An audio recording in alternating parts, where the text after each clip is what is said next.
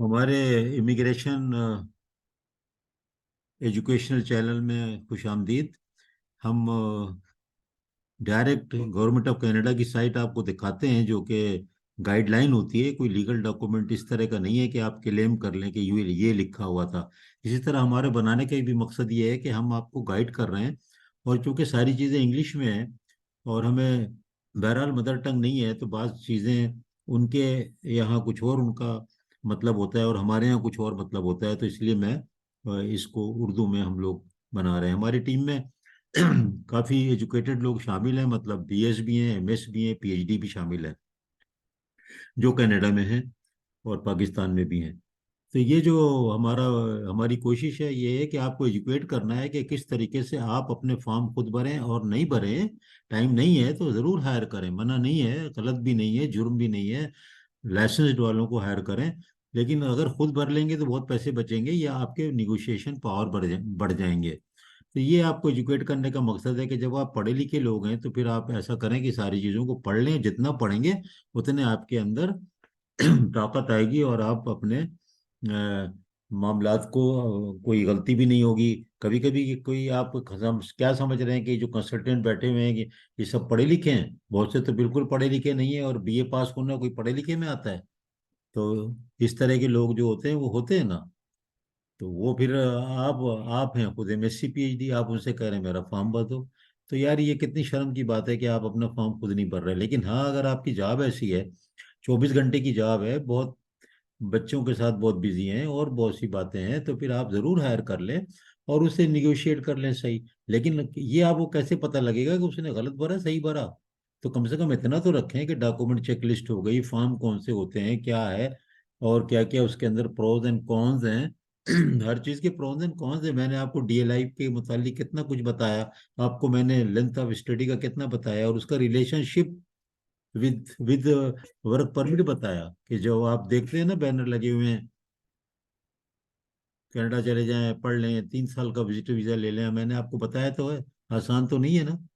इस तरह यहीं से बैठे बैठे वर्क परमिट ले लें। जो वहां बैठे हुए हैं एमएस पीएचडी किए हुए, पाकिस्तानी तो नहीं है ना खाली, यूरोपियन भी तो है ना, ईस्टर्न यूरोपियन भी तो हैं, अरेबियन भी तो हैं, इंडियन भी तो हैं। तो वहां पर इतने पढ़े लिखे लोगों को जॉब आसानी से नहीं मिल रही, तो वो लोग पाकिस्तान से लेके लोग जा रहे हैं। जो कि हमारी इतनी अहमियत भी नहीं है तालीम के एतबार से दुनिया में, कि भाई बड़ा नाम हो कि भाई हमने यहाँ से पास किया है तो कहें हाँ यार आप फौरन आ जाओ। कि ऐसा तो नहीं है ना कि आप स्टैनफोर्ड और हार्वर्ड से पढ़े हुए हैं, उनको भी नहीं ऐसा है मुमकिन है कनाडा में कि वो जो है फौरन जाके जॉब ले लें। इतना आसान नहीं है। और स्टडी परमिट एक बहुत अच्छा रास्ता है for what, for ultimately PR और सिटीजनशिप। तो अब यहाँ पर देखें, चेंजिंग योर स्कूल और प्रोग्राम। अब बाजार तो लगता है यार कि क्या है ये, स्कूल या प्रोग्राम तब्दील करें। देखिए इनकी टर्मिनोलॉजी देखें, स्कूल का इनका मतलब होता है, सबको पता है, अब ज्यादातर को यहाँ पता हो गया है कि स्कूल का मतलब ये होता है, कोई भी इंस्टीट्यूट यूनिवर्सिटी को भी स्कूल कहते हैं, डिपार्टमेंट को भी स्कूल कहते हैं। पाकिस्तान में भी तो देखे ना, अब उन्हीं की कॉपी करके हम स्कूल ऑफ बिजनेस एडमिनिस्ट्रेशन कहते हैं ना। तो पहले जमाने में आप याद करें, स्कूल को एक बार कहते हैं वो स्कूल जा रहा है, तो क्या अब भी उर्दू में हम समझ जाते हैं कि कराची यूनिवर्सिटी जा रहा है, या वो लाहौर यूनिवर्सिटी जा रहा है, या पेशावर यूनिवर्सिटी जा रहा है, या किसी सर सैयद यूनिवर्सिटी में जा रहा है? ऐसे होता है क्या? आप कहते हैं कि मैं स्कूल में पढ़ा रहा हूँ, लेकिन वहां पर वो इसी तरह की टर्म है। इसी तरह प्रोग्राम जो होता है, डिपार्टमेंट को प्रोग्राम कहते हैं, ये तो कॉमन है यहाँ।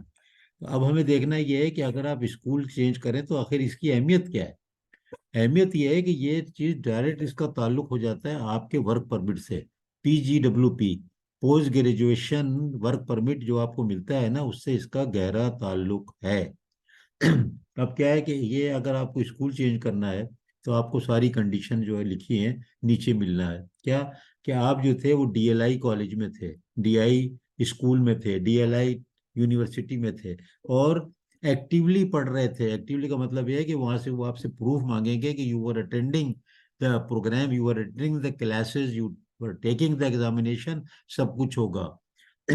और अगर हमसे करना है कंट्रैक्ट तो कहते हैं तो कर लो। If you are a post secondary student changing school, और अगर आप स्कूल का ये कोआप का अगर है तो आप उसका देख लें, change condition of your study permit है, कोई चीज़ चेंज हो जाए तो उसको देख लें। हम लिंक पे बाद में जाते हैं।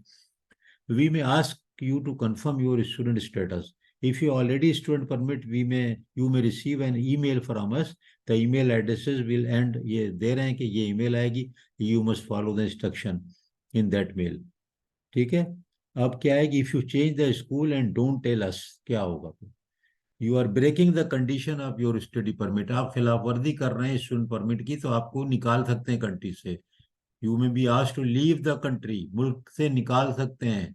आपने स्कूल चेंज कर लिया, उनको नहीं बताया, सब गड़बड़ हो जाएगा। या आप डीएलआई स्कूल से नॉन डीएलआई में चले गए आपने, तो भी आपको कोई वर्क परमिट मिलने वाला नहीं है। आप ऐसे प्रोग्राम में चले गए जो प्रोग्राम यूनिवर्सिटी में, कुछ प्रोग्राम में डीएलआई में ऑफर है पीजीडब्ल्यू की, यानी वर्क परमिट की, आफ्टर पासिंग आउट, और आप ऐसे में उसी यूनिवर्सिटी में चले गए बगैर सोचे जिसमें नहीं है, तो आपको फिर उसके बाद वर्क परमिट नहीं मिलने वाला।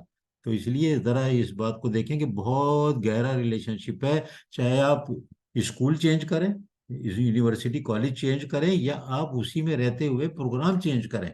ये भी हो सकता है कि सिर्फ प्रोग्राम चेंज करने से आप इनएलिजिबल हो जाएं फॉर वर्क परमिट के लिए। ठीक है।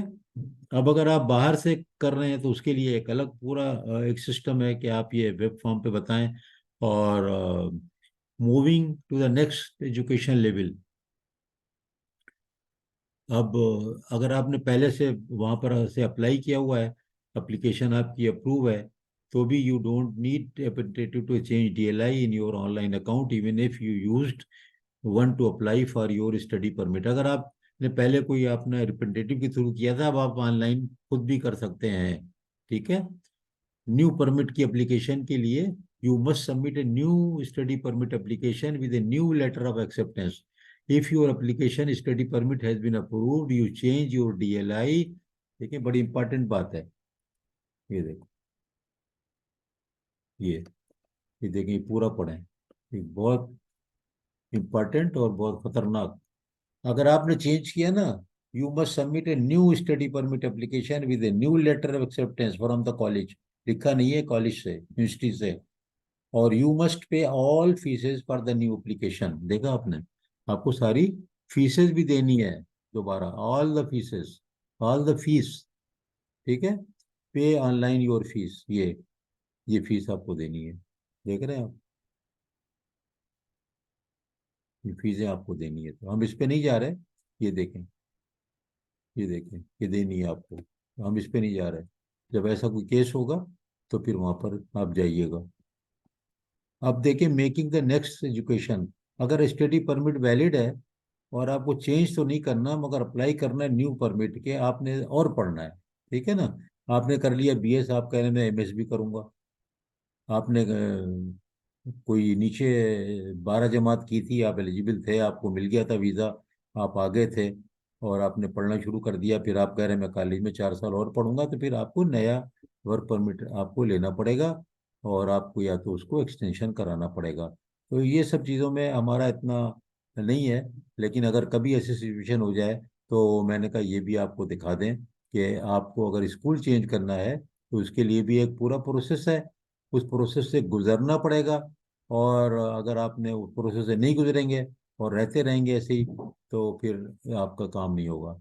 अब यहाँ पर जो पॉइंट ऑफ क्वेश्चन यानी क्या है, मैं क्यों बना रहा हूँ ये, मैं इसलिए बना रहा हूँ कि आपने ये चीज़ बस देखनी है ज़रूर। बेशक आप डीएलआई में थे, बेशक जो अभी प्रोग्राम में थे वो उसमें ऑफरिंग है पीजीडब्ल्यूपी की, यानी कि पोस्ट ग्रेजुएट वर्क परमिट की है परमिशन। जो नहीं नारे होते हैं 2 साल 3 साल का मिल जाएगा, यूं कर लेना यूं कर लूना, ऐसा कुछ भी नहीं हो रहा। बड़ा उसमें प्रॉब्लम्स हैं। ठीक है। जॉब भी ढूंढना है, 180 दिन है, सिर्फ आपके पास 180 दिन है total working hour. Working days तो कम हो गए ना, 6 महीने में वर्किंग डे होते ही कितने हैं? एक महीने में 20 होते हैं ना मुश्किल से, तो 20 और 6 महीने में तो 120 ही हुए ना।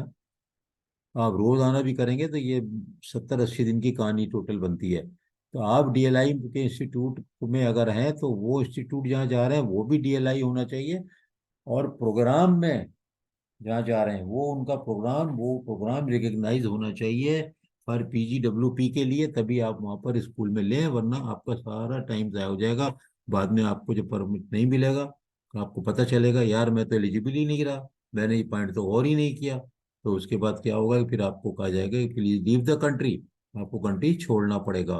तो स्कूल चेंज करना बहुत ही इम्पोर्टेंट मसला है। बहुत बहुत शुक्रिया।